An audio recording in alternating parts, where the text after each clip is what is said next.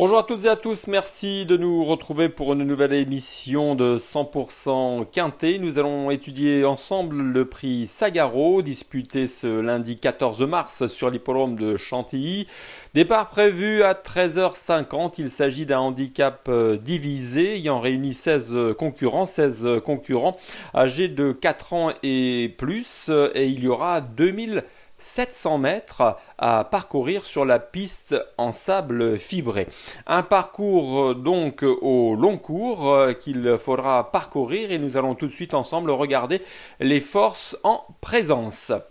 Avec en haut de tableau l'As Joker qui est susceptible de répéter ce qu'il a montré précédemment. C'est manifestement un bon cheval qui est capable de réussir dans les gros handicaps en dépit de son poids qui semble élevé à première vue. Tout comme le numéro 2 Checkpoint Charlie que vous connaissez parfaitement bien et qui reste sur une victoire à ce niveau de la compétition sur l'hippodrome de Cagnes-sur-Mer. Vous avez des chevaux sous vos yeux que vous connaissez bien. On pense notamment à Honor and Pleasure, le numéro 6, qui affiche également une belle condition physique. Il y a Zilliansen, le numéro 8.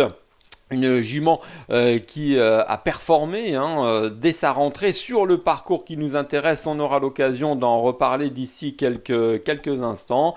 Je vous laisse découvrir maintenant les chevaux qui figurent dans la deuxième partie du tableau avec, vous le voyez, certains qui ont montré leur forme. On regarde sur ce tableau notamment les numéros 12 et 13, à savoir Pharoah, Escapade Nocturne, qui sont sous la responsabilité d'Axel Baron et qui intéresseront les amateurs d'Outsiders. Si tu me le demandais, le numéro 14 pourrait également se rappeler notre bon souvenir, comme on a l'habitude de dire, mais à ce poids-là et associé à Christian Demuro, c'est un outsider qui me plaît particulièrement, tout comme d'ailleurs le numéro 15 Master Power, qui sur ce parcours devrait bien s'en sortir. Voilà donc en ce qui concerne les chevaux présents au départ de ce prix Sagaro. C'est l'heure désormais d'attaquer l'analyse de ce quintet.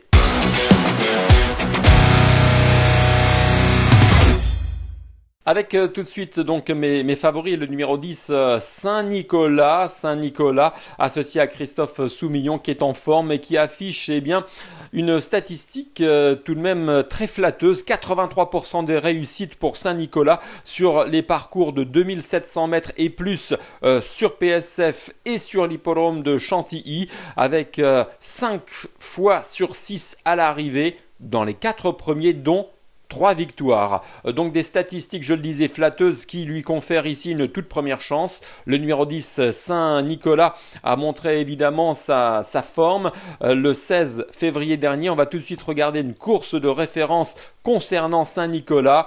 Une course de référence qui donc date du 16 février sur l'hippodrome de Cagnes, où il terminait à la 3e place. Saint-Nicolas, on le sait, c'est un cheval doté d'une redoutable accélération.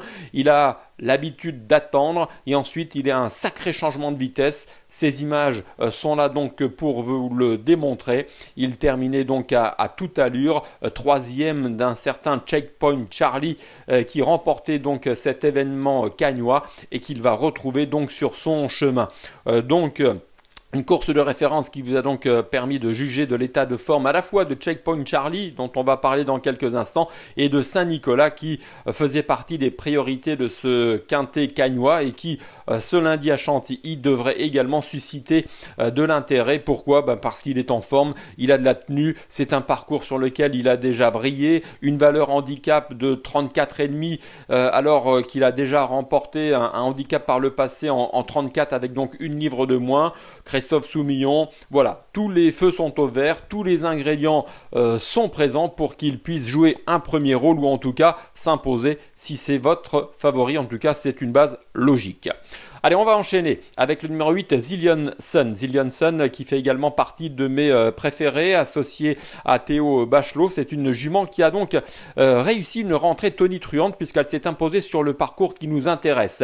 Alors certes, ce jour-là, elle a bénéficié de circonstances atténuantes puisque malheureusement il y a eu un incident, un cheval qui était devant dans cette course et qui s'est projeté sur sa droite, donc ça a causé du remue-ménage et Zillion en a profité. Néanmoins, on a pu constater qu'elle était en forme et qu'elle avait la possibilité de s'illustrer sur ce parcours car c'était un parcours inédit pour elle et finalement elle s'en est sortie avec une mention très bien. Donc regain de forme, tenue, aptitude à la PSF, associée à Théo Bachelot, je trouve qu'elle offre pas mal de garanties, j'y crois. L'As Joker, je le disais en haut de tableau, retient l'attention, associé à Maxime Guyon. Joker, c'est un cheval qui s'annonçait prometteur dans sa jeunesse, qui malheureusement a été écarté pendant de longs mois. En tout cas, on ne l'a pas vu sur les pistes en 2020, mais il a l'air de revenir en forme. C'est un cheval qui affectionne les pistes en sable, qui a gagné sur le parcours qui nous intéresse en fin d'année dernière, en devançant un certain Lord Achille que vous connaissez, qui est estimé en 45 de valeur par les handicapeurs. Bon, ils se sont battus et entrebattus avec Lord Achille, mais néanmoins Joker a effectué une très bonne rentrée le 25 février dernier sur l'hippodrome de Chantilly. Je vous invite d'ailleurs à regarder cette course de référence.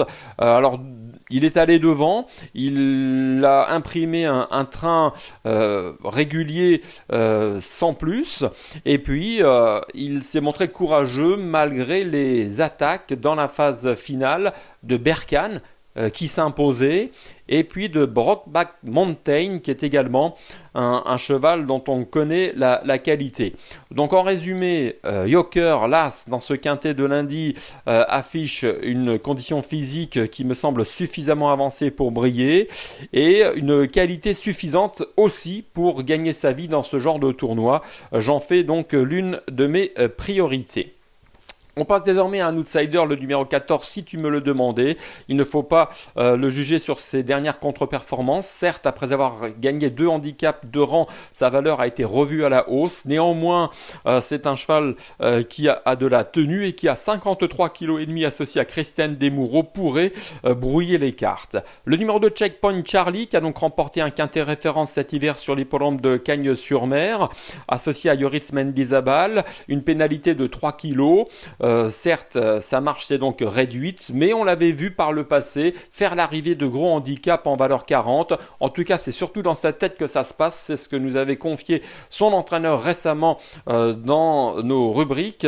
Donc attention à ce Checkpoint Charlie qui, je le répète, en dépit d'une surcharge pondérale, devrait, je l'espère en tout cas, répéter. Il faut que le parcours se passe bien. C'est un cheval qui marche au moral. Le numéro 6, Honor and Pleasure, a également été remonté. 4 kilos. C'est vrai qu'il s'était imposé plus facilement qu'il n'y paraît. En dernier lieu sur les plans de Deauville. C'est un cheval qui s'était retrouvé assez vite en tête, qui avait creusé l'écart assez tôt dans la ligne droite et qui avait vécu sur son avance. Bon, il s'est tout de même pris 4 kilos, ce n'est pas rien, ce n'est pas anodin, mais je mise sur sa forme car quand on avancera dans l'année, dans la saison, ce sera de plus en plus difficile. Donc là, il faut qu'il profite de sa très grande forme, de sa très grande condition physique pour s'en sortir à ce niveau-là. Le numéro 15, Master Power, c'est un cheval que j'aime bien également. On va tout de suite regarder une course de référence, celle du 4 février dernier sur l'hippodrome de Deauville. Ce jour-là, il s'est montré patient comme il aime le faire. C'est un cheval qui semble vouloir rattraper le temps perdu, même si on ne le rattrape jamais. Il a gagné 3 handicaps de rang. Il a ensuite attaqué la catégorie des gros handicaps quintés où il avait terminé à la 4e place sur les 2500 mètres de la PSF Deauvillaise.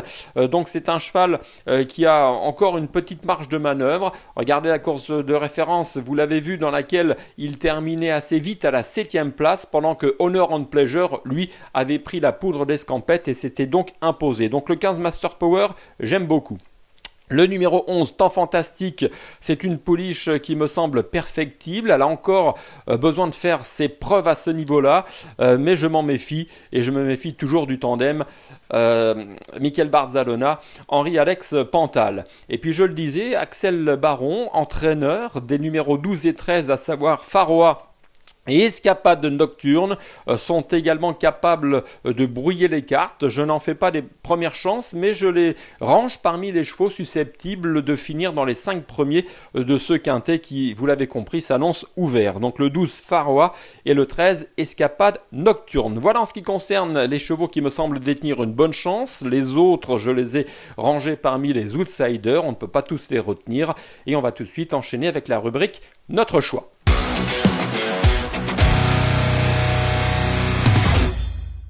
Mon choix pour ce quintet de lundi à Chantilly avec le 10 Saint-Nicolas qui est une base solide par rapport aux arguments que nous avons avancés il y a quelques instants.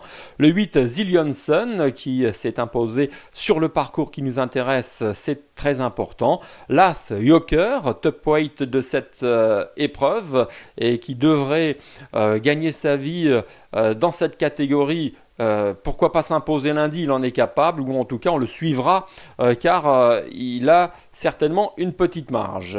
Les amateurs d'outsiders glisseront le 14 si tu me le demandais dans leur jeu et on attend une confirmation du numéro 2, Checkpoint Charlie. Allez, on va se quitter sur un conseil de jeu désormais avec toujours en réunion 1 sur l'hippodrome de Chantilly. La deuxième épreuve du handicap divisé, c'est la 8e avec le 805 Turania. Turania, on le connaît par cœur, il est en regain de forme, il nous l'a démontré cet hiver sur l'hippodrome de la Côte d'Azur, associé à Maxime Guyon. Il a déjà brillé sur le parcours qui nous intéresse en 2019, donc aucune inquiétude concernant sa tenue et son aptitude à la PSF. Une valeur handicap qui lui offre la possibilité de briller, voire de s'imposer. On croise les doigts, car c'est un cheval qui est généralement a l'habitude d'attendre et de bien finir, donc il faut, vous l'aurez compris, que tout se passe bien. Voilà, vous savez tout concernant l'analyse du quintet. Vous pouvez vivre cette course en direct sur le live de Paris Turf et surfer sur notre site pour parfaire l'étude du quintet et de toutes les réunions de la journée. Merci de votre attention et on se retrouve très prochainement pour un nouveau numéro de 100% quintet. Bye bye.